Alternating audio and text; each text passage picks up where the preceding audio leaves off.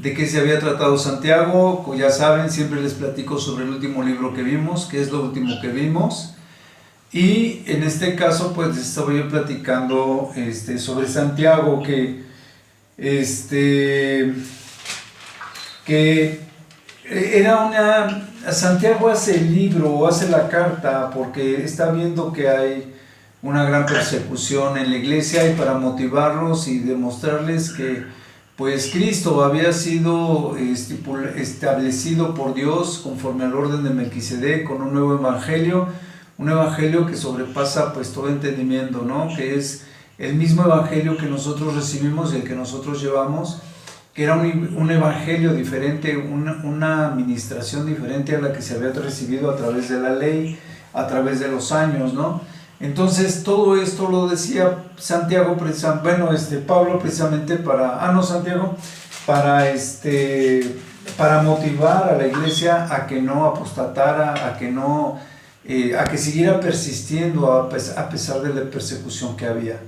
Y aquí vemos que Pedro, el libro de Pedro tiene tres temas principales, que algunas de estas cosas ya las estuvimos viendo, que es la salvación primero, que se podría decir que está desde 1 de Pedro 1 al 2:11, o capítulo 2, donde dice que pues esta salvación es una salvación que viene de Dios y que es una salvación que protege a los creyentes a través de su poder.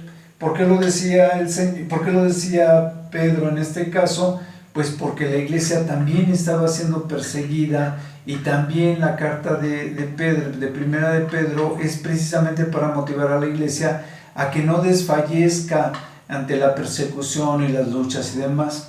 Y entonces la otra parte de estos tres temas es que dice que Dios está con nosotros a pesar de esta persecución que estaban sufriendo, a pesar de la persecución que pudiéramos sufrir actualmente en nuestro país, gracias a Dios no es, pero en otros países, y que esta persecución los profetas ya la habían predicho, ¿no? Así como también el Señor Jesucristo predijo la persecución para la iglesia en la tribulación y en la gran tribulación. Daniel predijo esta persecución para nuestros tiempos de la tribulación y la gran tribulación. Y la iglesia también ya había recibido profecías de que también iba a estar siendo perseguida, ¿no? Y esto lo hace en Primera de Pedro a partir del 3:5 hasta el capítulo 6. Entonces también dice que los creyentes pues deben de perseverar en esta esperanza de que pues precisamente Dios ya nos había predestinado, ¿no? Y de que estábamos puestos para esta persecución, ¿no? Y esta esperanza que nosotros recibíamos, que es una esperanza de amor y de poder que tenemos en el sacrificio de nuestro Señor Jesucristo. Entonces, vemos que es como un poderoso recordatorio, ponía yo en las notas de la clase anterior, de esta esperanza que tenemos y de este sufrimiento que tenemos que padecer o que podemos padecer, pero que nos enseña que a pesar de las persecuciones, pues tenemos un regalo,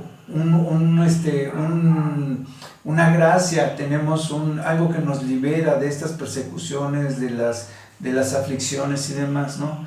Y cuando nosotros ofrecemos esta oportunidad de mostrar a otros este mismo regalo, esta convicción de fe que es parte de nuestro evangelio, entonces este amor y esta gracia que tenemos en el Señor Jesucristo, pues se ve reflejada en las personas que nos rodean, ¿no? Entonces eso es lo que estábamos viendo, parte de lo que estábamos viendo en la enseñanza anterior, ¿no? Ok, regresando a este tema, pues más o menos es lo que vamos a ver como preámbulo de la clase. Y entonces les voy a empezar leyendo. Nos quedamos en 1 de Pedro capítulo 4 versículo 1. Vean en sus Biblias, por favor. En el capítulo 3 habíamos visto que decía de que tuviéramos una buena conciencia, ¿no? Y que dice que no deberíamos de devolver mal por mal, que deberíamos de hacer el bien para que recibiésemos la gracia y recibiéramos el galardón de Dios, que porque si recibíamos haciendo el bien, si teníamos alguna consecuencia, pues entonces teníamos esta gracia, teníamos este premio que el Señor nos estaba dando, pero que si haciendo el mal padecíamos por la iglesia o cosas por el estilo, pero si estábamos haciendo el mal, pues que entonces estábamos recibiendo el justo pago de nuestras acciones, ¿no? Y dice, decía en el versículo 13, decía, ¿quién es aquel que os podrá hacer daño si vosotros seguís el bien? O sea, si nosotros haciendo el bien estamos constantes, pues vamos a recibir generalmente cosas buenas. Pero te decía un contraste también, ¿no? Que procuráramos hacer lo bueno, ¿no? Para que entonces tuviéramos un premio si es que sufríamos al estar haciendo lo bueno. Dice el 15, bueno, el 14 decía esto que yo les decía, ¿no? Decía, dice, si alguna cosa padecen a causa de la justicia, pues son bienaventurados. Por tanto, no se amedrenten o no teman por ellos, ni se conturben, ¿no? Por aquellos que estaban padeciendo sufrimiento. Dice, y sino que al contrario, santifiquen a Dios sus corazones, dice, y estar siempre preparados para presentar con una defensa con mansedumbre y reverencia ante todo el que os demande una razón de la esperanza que hay en vosotros. Entonces, nosotros con toda tranquilidad, con toda paciencia, debemos siempre estar preparados para presentar defensa de nuestra fe, no para contienda, sino solamente para convicción de aquellos que nos escuchan. Entonces dice, y así tener una buena conciencia, seguía, ¿no? En el versículo 16, y aquí lo que está diciendo es eso, que tengamos unas buenas acciones. Dice, porque es mejor que padezcamos haciendo el bien que haciendo el mal. Eso lo dice el 17. Dice, el ejemplo lo teníamos con Cristo. Cristo estuvo padeciendo por nosotros, y entonces Jesucristo pues es el que murió siendo justo, murió por los injustos. Y aquí es donde hacíamos una referencia hacia ese orden del sacerdocio de Melquisedec, donde el Señor Jesucristo, teniendo este sacerdocio inspirado por Dios, dirigido por Dios, que era un sacerdocio más sublime que el que tenían los sacerdotes de la tribu de Leví, se había presentado a sí mismo como el Cordero inmolado. Entonces, por un lado, Él era el sacerdote que venía a presentar el sacrificio, y por otro lado, Él era el sacrificio inmolado también, que venía a ser sacrificado y que iba a padecer una sola vez sin pecado, como si hubiese sido pecador, porque estaba pagando nuestros pecados. Y una vez hecho carne, y una vez muerto en la carne, al resucitar Él, entonces ya no está más en carne, ya no está más sujeto a pecado, ya está en su posición otra vez de deidad, y entonces ya no podía ser ninguna otra vez sujeto de pecado. Eso lo aclarábamos la vez pasada. O sea, solamente tuvo que presentarse una vez. Bueno, solamente se dice muy fácil, ¿no? Se tuvo que presentar una vez, convertirse de Dios a hombre, para poder salir, ser tentado en todo como nosotros, y como decía Santiago, ¿no? También los mismos sacerdotes eran tentados porque eran carne, y tenían ellos que presentar sacrificios para limpiarse de sus pecados antes de pasar a orar por el pueblo. Y en este caso, Jesucristo fue sin pecado a la cruz. Entonces, nunca tuvo que presentar un sacrificio. Él fue el sacrificio perfecto. Y el sacrificio que nos permitía a nosotros en este nuevo pacto, porque daba el ejemplo de los pactos, en este nuevo pacto, con este nuevo sacrificio, con esta nueva doctrina, con esta administración a través del Espíritu Santo y a través del sacrificio de Cristo, pues nos permite llevar un evangelio más lógico, más inteligente, más razonable, más adecuado a lo que Dios quiere en nuestras vidas, con más sabiduría, ¿no? Dice, entonces decía el 17, que era mejor que padeciéramos haciendo el bien, si es que así Dios lo permitía, ¿no? Dice, y entonces nos ponía en el 18 el ejemplo de que Cristo había muerto una sola vez por los pecados de todos, y entonces el justo por los injustos, y dice, así habiendo sido muerto a la carne, pero vivificado en el Espíritu. Nosotros también cuando somos bautizados somos muertos en la carne, les decíamos el ejemplo, y resucitados en espíritu. Entonces, en la administración del Espíritu de Dios, y entonces decía, y entonces, cuando Cristo muere, esto lo dice el 19, cuando Cristo muere, baja a predicarle a todos los que murieron en el tiempo de Noé, cuando el mundo tuvo esta inundación, tuvo este diluvio. Baja el Señor Jesucristo a predicarle a todos los que se habían muerto en aquel entonces.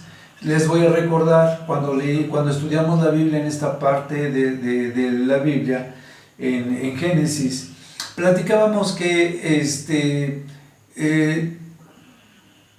primero Noé había recibido la promesa y se dice que se tardaron como 20 años en llegar el tiempo cumplido, 22 años, algo así, se calcula más o menos, ¿no? Entonces, resulta que cuando viene el diluvio era porque la maldad de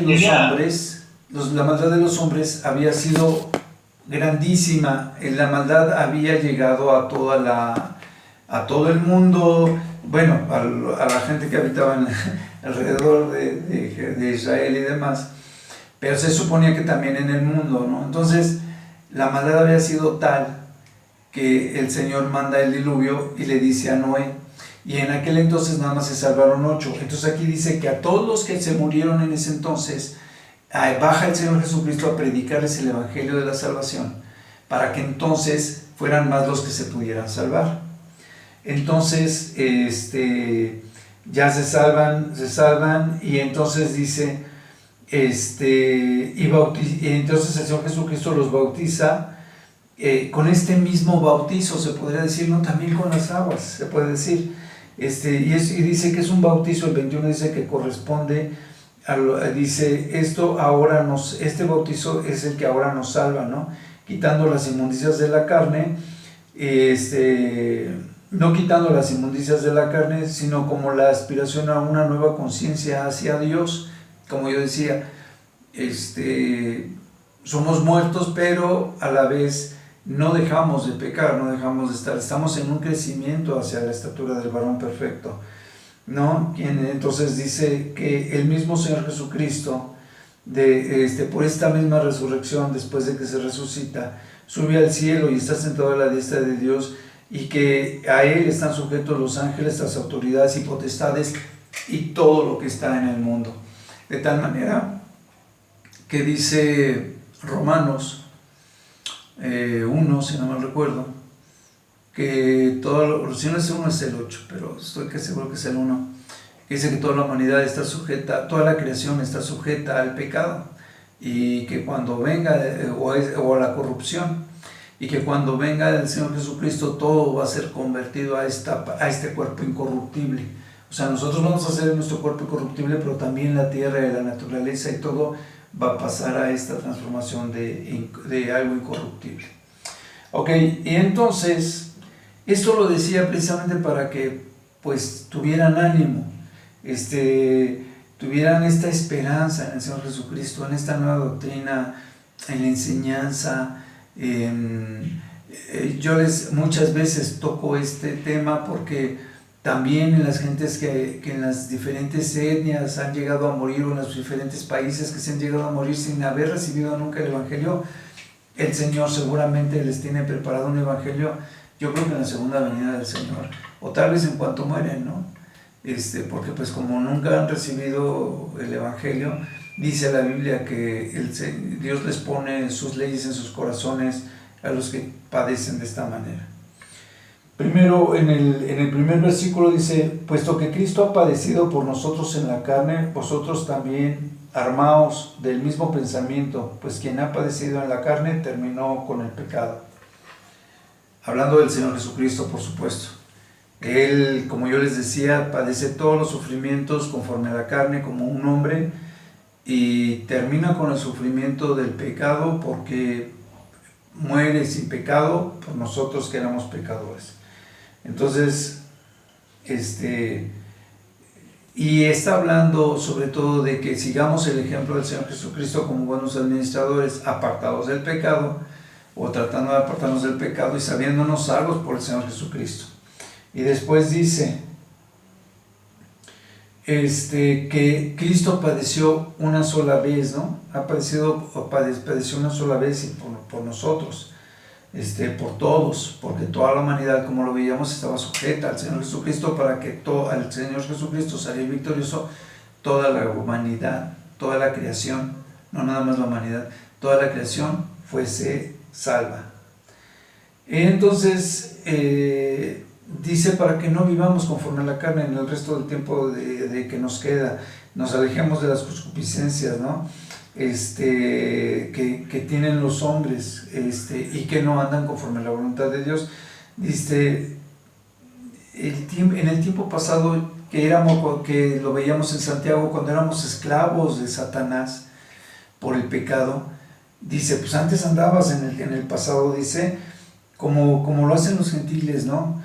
Que andaban en sus lascivias, en las concupiscencias, embriaguez, orgías, disipación, y idolatrías. Y entonces dice que a ellos pues les parece cosa extraña que nosotros ya dejemos ese tipo de cosas, porque ya estamos siendo ministrados por el Espíritu. Por eso dejamos nosotros de hacer eso y dejamos de andar con desenfreno y en estas cosas, ¿no? Y dice, y por eso es por lo que somos agredidos. Vuelvo a lo mismo, les decía al principio que la carta tiene la finalidad de que por la persecución que están sufriendo, pues no vayan a desistir de la fe. Y entonces dice, pero ellos le van a dar cuentas al que está preparando para juzgar tanto a vivos como a muertos.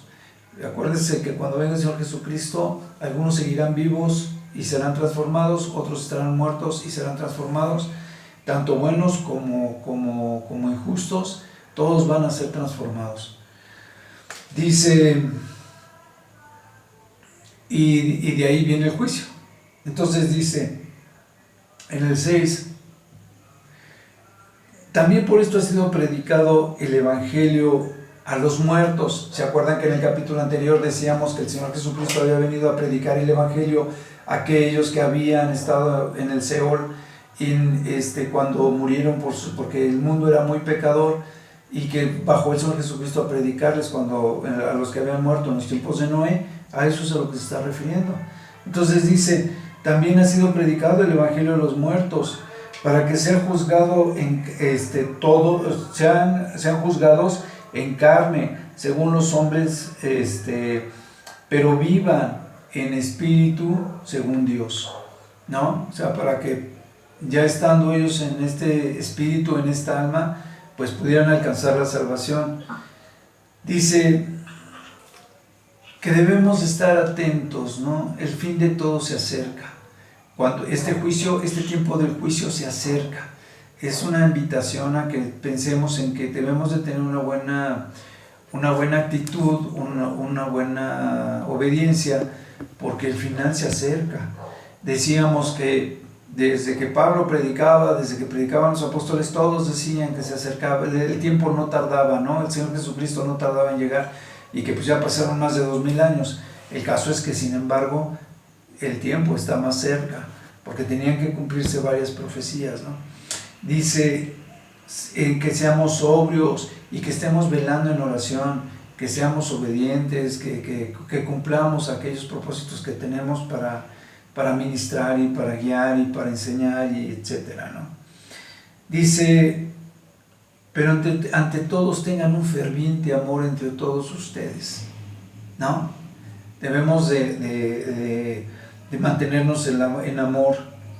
Dice, porque si nos mantenemos en amor, si tenemos como base el amor, así como Dios nos ama, tenemos nosotros ese amor, pues vamos a suplir muchísimos pecados, porque mucho de lo que no tiene, lo voy a decir de otra manera, el fundamento del segundo mandamiento es: amarás a tu prójimo como a ti mismo.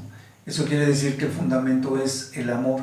Así, con ese amor, con ese cuidado con que nos amamos, así debemos de amar a nuestro prójimo, y eso hace que con eso cubramos gran parte de las fallas que pudiéramos tener amando a los demás como si nos amáramos a nosotros.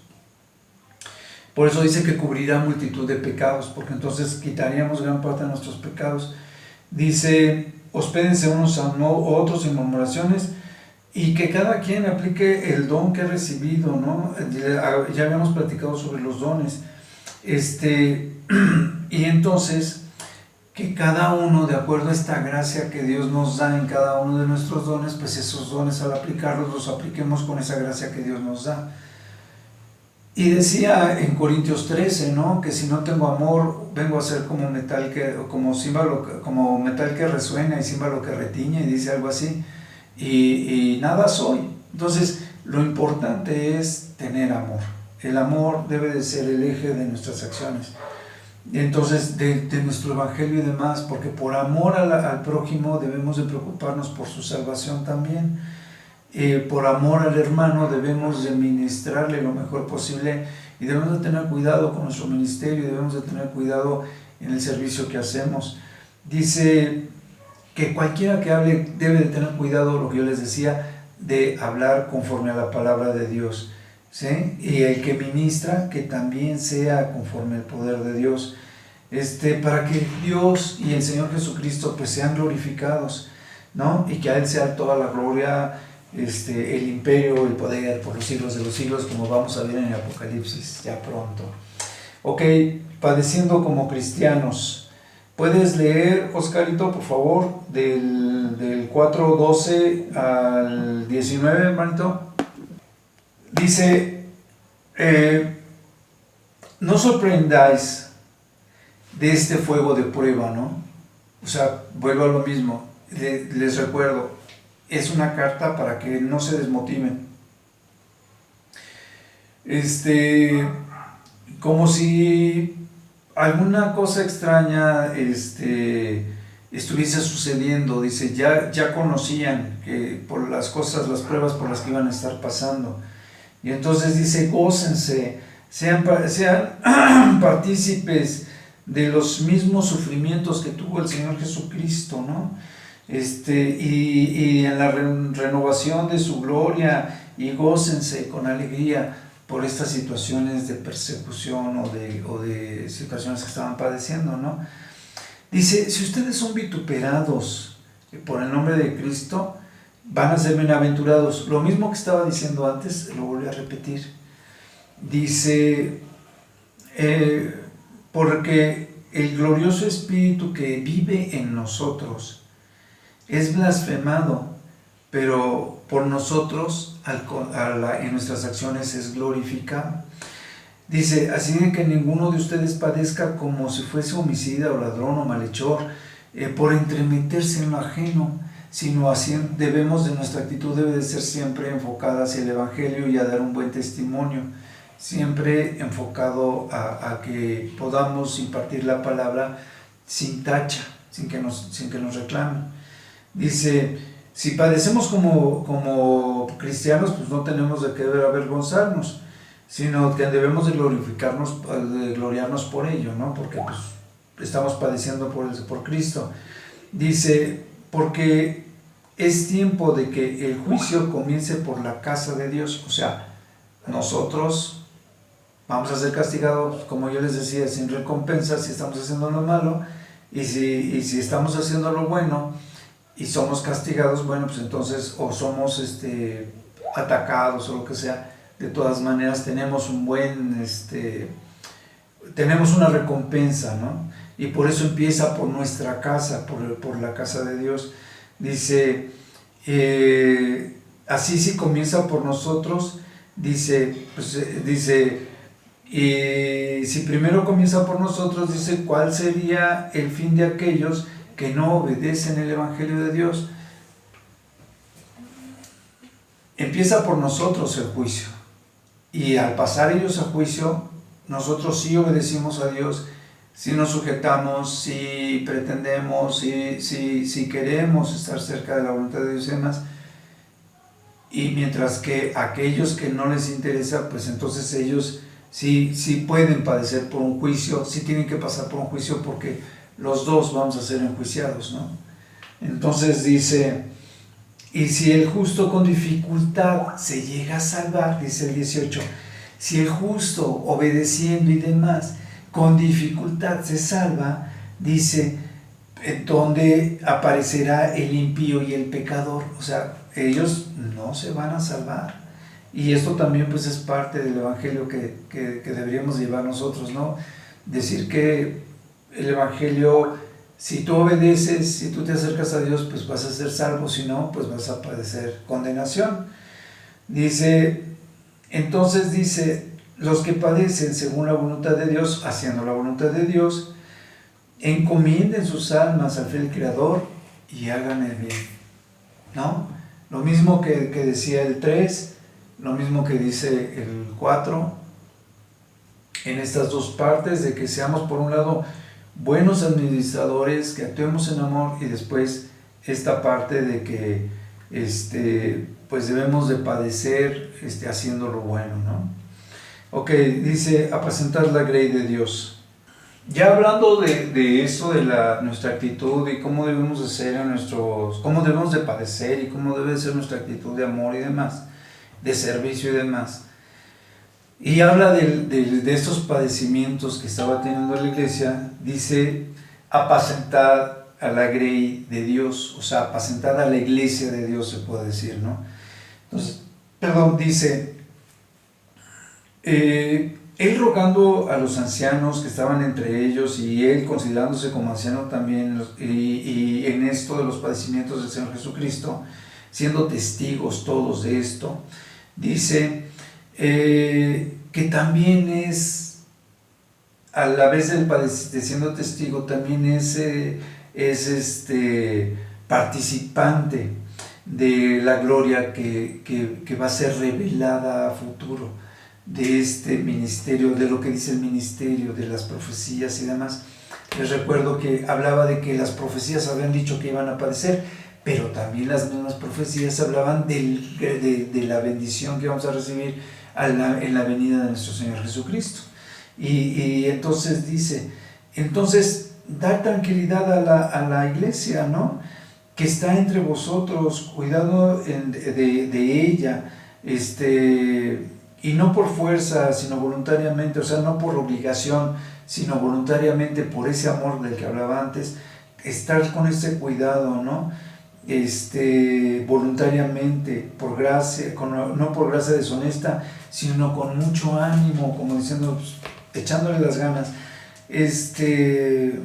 y tampoco siendo señor de ellos, no porque yo les esté ayudando, no porque yo esté ministrando, no porque yo esté llevando el Evangelio, o tenga cuidado de ellos, debo yo de ser quien tenga el señorío.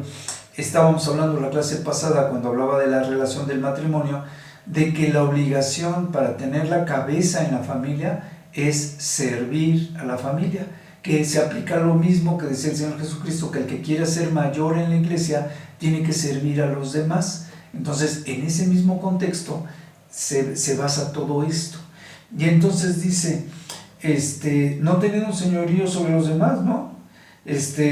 No porque estén en nuestro cuidado, sino al contrario, siendo siempre un ejemplo de servidumbre, ejemplo de amor. Y entonces dice, no teniendo señorío, dice el 4, para que cuando aparezca nuestro príncipe, nuestro Señor Jesucristo, nosotros recibamos las coronas incorruptibles de gloria que están prometidos para aquellos que están en la obediencia. Dice, igualmente ustedes, jóvenes, deben de estar sujetos a la sabiduría de estos ancianos, ¿no? Se estaba hablando de que los ancianos conocían de las profecías, la interpretación y demás. y por eso invita a los jóvenes a que conozcan o adquieran parte del conocimiento del Evangelio que tienen los ancianos y también de su ejemplo, ¿no? Dice, y que sean sumisos unos con otros y revestidos de humildad. Dice, Dios resiste a los soberbios y da gracia a los humildes. Y entonces dice más adelante, entonces humíllense bajo la poderosa mano de Dios y que Él les exaltará cuando fuere su tiempo, ¿no? Y entonces dice, o sea, no tienen por qué exaltarse ahorita, el Señor les va a dar la honra y la exaltación que ustedes merezcan. Acuérdense que después del juicio, así de que pórtense bien. Y dice después, echando toda su ansiedad en Él, o sea, toda esta ansiedad que tenían por la persecución, pónganla en Él, porque Él tiene cuidado de Dios, de nosotros. Dios está en control de nuestras vidas. Entonces dice, seamos sobrios y velemos, lo mismo que decía antes, ¿no? Velemos en oración.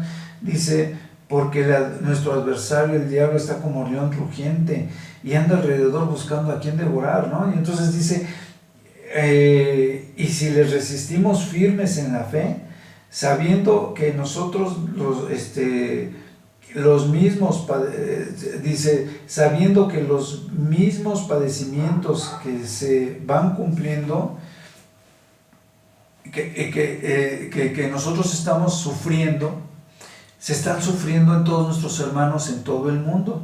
Dice, mas el Dios de toda gracia, que nos ha llamado a su gloria eterna en Jesucristo, estaba hablando antes de la venida del Señor Jesucristo y aquí vuelve a regresar, ¿no? Que sigamos resistiendo, que sigamos siendo fieles, que sigamos siendo constantes. Dice, sabiendo que todos están padeciéndolo, y cuando venga el Señor Jesucristo, dice, después de que ustedes hayan padecido por un poco de tiempo, Él mismo nos va a perfeccionar, nos va a afirmar, nos va a fortalecer y nos va a establecer en la fe, en la iglesia y en su presencia. Y entonces dice, para que a Él sea toda la gloria, la honra, el imperio por los siglos de los siglos, pues amén, ¿no? Entonces, está muy bonito, está muy padre. Y al último termina. Ok, entonces vamos a empezar las salutaciones de Segunda de Pedro. Los que habíamos alcanzado la justicia por nuestro Dios y la gracia, por la gracia de nuestro Dios y de nuestro Señor Jesucristo. Los dos tenían un plan de salvación, siendo Dios, el Señor Jesucristo se hizo hombre para padecer como hombre por nosotros. Dice que la gracia sea multiplicada en el conocimiento de Dios y del Señor Jesucristo. Mientras más conocemos, más gracia tenemos, porque más sabemos lo que estamos recibiendo y eso se convierte en fe. Y después dice, partícipes de la naturaleza divina. Por eso eran las cartas, ¿no? Para que se quedara establecido y quedara patente cuál era la voluntad de Dios en nuestras vidas. Y entonces dice,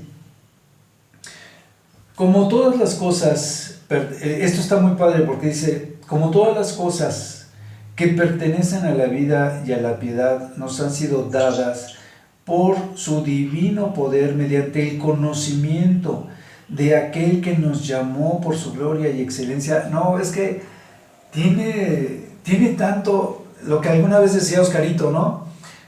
Si ampliáramos un texto bíblico, pues nos tardaríamos 2 años en explicar cada cosa, ¿no? Pero aquí dice que, fíjense, todas las cosas de la vida, el misterio de la vida, los misterios de Dios y de todo eso,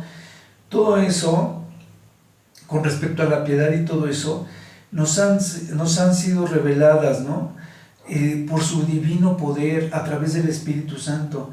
Y dice, y así podemos conocer todos esos secretos que decía el Salmo, no me acuerdo qué Salmo, creo que es 114, que hablaba de que las cosas secretas eran para los que tenían el temor de Dios. Y entonces dice, todo ese poder, ¿no? Nos llamó a través de Él nos ha llamado a su gloria y a su excelencia, ¿no? En ese conocimiento nos llama con esa fuerza. Lo que yo decía antes, que conforme vamos creciendo en la fe o en el conocimiento, pues va creciendo nuestra fe, ¿no? Y lo dice aquí más adelante. Dice en el 4, por medio de este conocimiento, por medio de esta seguridad de gloria y de gracia, de excelencia, dice, por medio de las cuales nos ha dado estas preciosas y grandísimas promesas, ¿no? A través de todo esto, de todos estos hechos, nos da todas estas cosas. Dice, y para que por esas mismas cosas podamos ser partícipes de esta naturaleza divina a la que hemos sido llamados, ¿no? Dice, habiendo entonces huido de este cuerpo de corrupción o de esta situación de corrupción que hay en el mundo, y de las maldades o los pensamientos, la concupiscencia que yo decía y les explicaba, que la concupiscencia en una de las clases pasadas, les explicaba yo que la concupiscencia son aquellos anhelos, pensamientos o deseos malos, mal infundados o malos, que vienen desde nuestra misma creación, desde nuestro ser, así como fuimos creados, ¿no? Eso es la concupiscencia. Y entonces dice que ya hemos huido de esa corrupción que viene de esos pensamientos malos y demás, y lo veíamos en Santiago, y lo veíamos en la primera de Pedro. Y entonces dice, ustedes también, dice, poniendo siendo diligentes, apresurándonos o siendo atentos, dice, añadan a su fe, añadan la virtud, que quiere decir la acción. Y con esto, la acción va ligada al conocimiento. Y este conocimiento se transforma en piedad y en amor fraternal. Y esto viene del amor. Entonces, vuelvo a lo mismo que yo les decía. ¿Cómo llegas hasta la fe? Te lleva hasta la acción del amor, en pocas palabras. Y el amor también te lleva a la fe, que era lo que decíamos, ¿no? Va fortaleciendo el amor porque vas teniendo mayor testimonio, mayor acción, mayor relación, mayor participación, mayor unción del Espíritu y dirección del Espíritu hacia los demás. Y eso hace que crezcas en fe. O sea, en los dos sentidos te fortalece. Entonces dice, porque si todas estas acciones abundan en ustedes, dice, entonces ya no podrán estar ociosos, nos va a llevar a la acción. Entonces, ¿qué era lo que veíamos en Santiago? Creo que era en primera de Pedro, donde decía, muéstrame tu fe sin obras, ¿no? Te mostraré mis obras por fe. No, fue en Santiago. Y entonces decíamos, dice, el que no tiene estas cosas, el que no tiene estas acciones, el que no tiene este conocimiento, dice, está corto de vista, no se ha dado cuenta de lo que, no conoce bien el Evangelio, no tiene una fe bien infundada, no se ha dado cuenta de lo que estaba pasando, del bien que recibió al recibir a Cristo. Y dice, es ciego, es corto de vista, es ciego. Dice, y olvida lo poco que recibió. Aquí se aplica lo de el sembrador, ¿no? La parábola del sembrador. Y dice, ha olvidado esa purificación que había tenido ya de sus antiguos pecados. Dice, entonces procuren hacer firme su fe, hacer firme su vocación y elección de fe, ¿no? Porque haciendo estas cosas no van a caer jamás, fortaleciéndonos y llevando a la acción y teniendo una relación con Dios, no vamos a caer jamás. Porque conforme vamos creciendo en nuestra fe, recuerden, empezó con un pequeño conocimiento de que éramos salvos, de que el Señor Jesucristo había muerto por nosotros. Y conforme nos vamos adentrando en la Biblia, vamos entendiendo y aprendiendo y creciendo y fortaleciéndonos para poder presentar defensa de nuestra fe. Entonces, eso es de lo que habla aquí esta parte de la Biblia.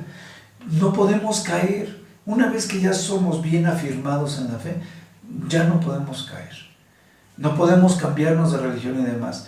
Hay muchas religiones que dicen cosas semejantes a las nuestras, pero ya no tiene caso, vamos madurando, ya no podemos caer. Dice, porque de estas maneras nos van a ser otorgadas una amplia y generosa entrada en el reino de nuestro Señor Jesucristo y de Dios, ¿no? Dice,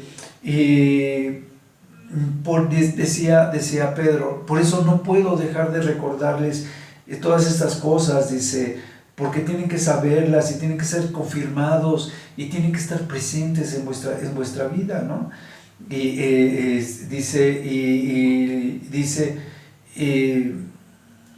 Dice, tengo por justo, en tanto que estoy, o sea, dice, tengo por obligación o tengo por reconocida esta obligación o algo así, quiere decir esto, tengo por justo, de que mientras esté en el cuerpo, debe de amonestarnos, debe de llamarnos a estas formas de vivir, a este crecimiento en fe.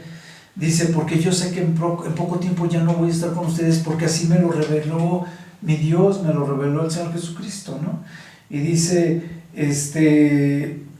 y entonces pues yo procuraré con diligencia, antes de mi partida, dice, que ustedes puedan en todo momento tener conciencia o memoria o recordatorio de estas cosas para su edificación, ¿no? Para su crecimiento.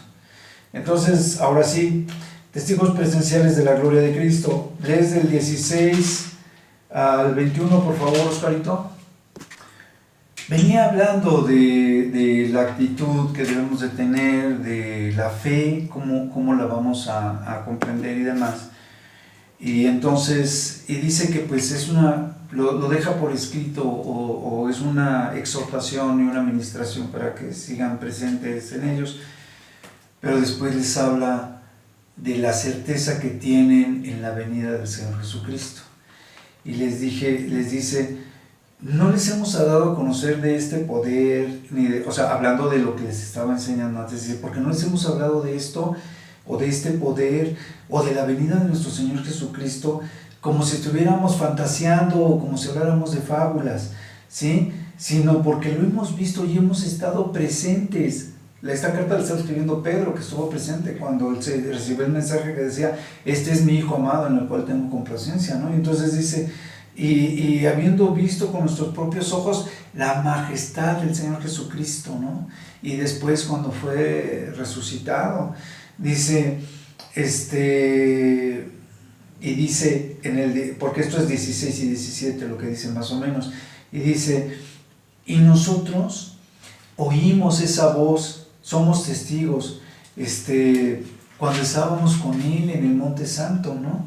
Dice, y tenemos también la palabra profética más segura, o sea, todas las profecías se habían cumplido hasta entonces y seguían cumpliendo, ¿no?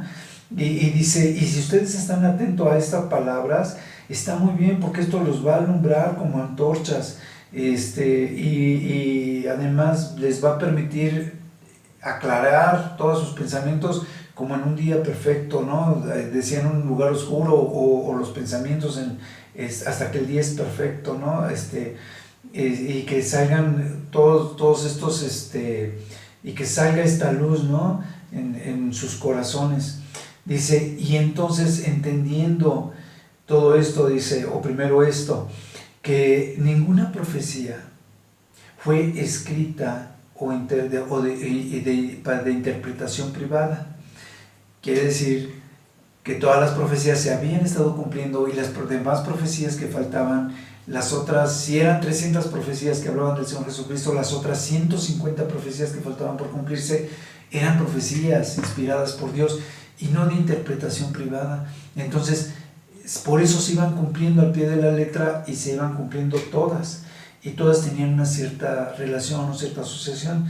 Dice, porque nunca una profecía fue traída por una voluntad humana, sino que todos los santos hombres que habían hecho estas profecías o habían sido inspirados y guiados por el Espíritu Santo. Por eso es que las profecías concuerdan, a pesar de que a veces tienen 1000 años de diferencia, ¿no? O cosas así, o 700 años de diferencia. Entonces, porque de las profecías que decía David en sus profecías, por ejemplo, de los salmos y demás, fueron 1000 años antes de que naciera el Señor Jesucristo.